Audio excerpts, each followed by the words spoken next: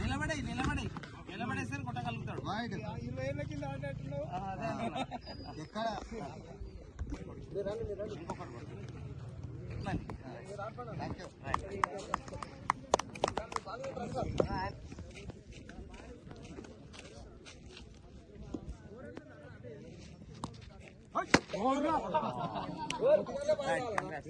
కూడా మర్యాద ఇచ్చిన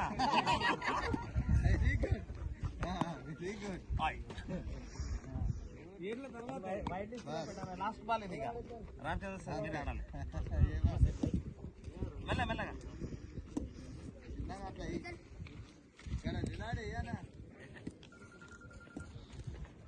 సూపర్ బాల్.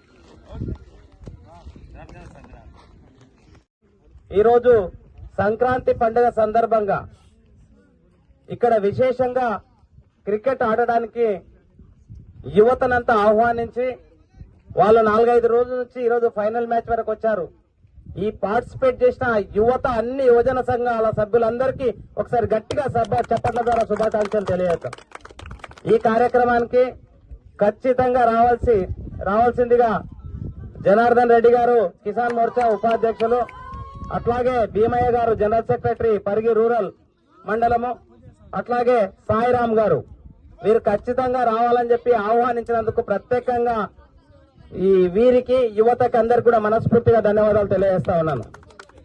ఇట్టి కార్యక్రమానికి భారతీయ జనతా పార్టీ వికారాబాద్ జిల్లా ప్రధాన కార్యదర్శి మా మిత్రులు సోదరులు రామచంద్ర సార్ గారు అడ్వకేట్ పరిగిలో బిజీ ఉన్నా కూడా ఈరోజు ఖచ్చితంగా మీ ఆహ్వానం మేరకు ప్రేమగా ఈరోజు రావడం జరిగింది. వారికి గట్టిగా చెప్పడం ద్వారా ఒకసారి స్వాగతం తెలియజేస్తూ, అట్లాగే సీనియర్ నాయకులు బీజేపీలో ఎంతో మంది బీజేపీ పార్టీలో యువతను తయారు చేసి కార్యకర్తలను తయారు చేసి నాయకులను తయారు చేయడానికి తాపత్రయపడుతూ ఎల్లప్పుడూ అందరి గురించి విశేషంగా ఆలోచిస్తున్నటువంటి వ్యక్తి వికారాబాద్ జిల్లా కార్యదర్శి అయినటువంటి నాకు సోదర సమానులైనటువంటి పెంటయ్య గుప్తా గారికి కూడా ఒకసారి గట్టిగా చెప్పడం ద్వారా వారికి కూడా స్వాగతం తెలియజేద్దాం.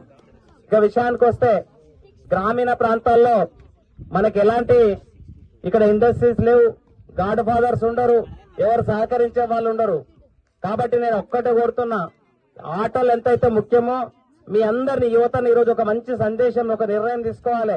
చదువే మిమ్మల్ని ఏ బీదరికం అనే చాలా మంది ఏమనుకుంటారంటే వ్యవసాయం చేస్తాం, కూలీ చేస్తాం, ఇంటి దగ్గర పరిస్థితులు బాగాలేవు, మా నాయన అట్లుండు, మా అమ్మ ఇట్లుండు అని చెప్పేసి చాలా కుటుంబాలు అట్లా ఆలోచిస్తూ మీరు వెనుకబడతారు. కాబట్టి దయచేసి మీ అందరూ కోరేది, మనం పుట్టింది గెలవడానికే. పుట్టింది దేనికి యువత అంతా చెప్పండి. పుట్టింది దేనికోసం పుట్టినాం? విజయం సాధించడానికే పుట్టినాం. పేదరికం విజయానికి అడ్డు కాదు. కాబట్టి దయచేసి క్రీడలు అనేది మానసిక ఉల్లాసం, మనందరినీ ఒక ఐక్యత చేస్తుంది. ఇన్ని గ్రామాలను ఐక్యత చేయడానికి క్రీడలు, క్రికెట్ గానీ, వాలీబాల్ గానీ, బ్యాడ్మింటన్ గానీ, కబడ్డీ గానీ, గ్రామీణ ప్రాంతాల్లో ఆడే ఆటలు. అలాగే చదువు అనేది వెపన్. నెల్సన్ మండేలా గారు ఒకటే చెప్పారు, ఒక ఆయుధం అనే చదువు అనే ఆయుధం మీ చేతిలో ఉంది.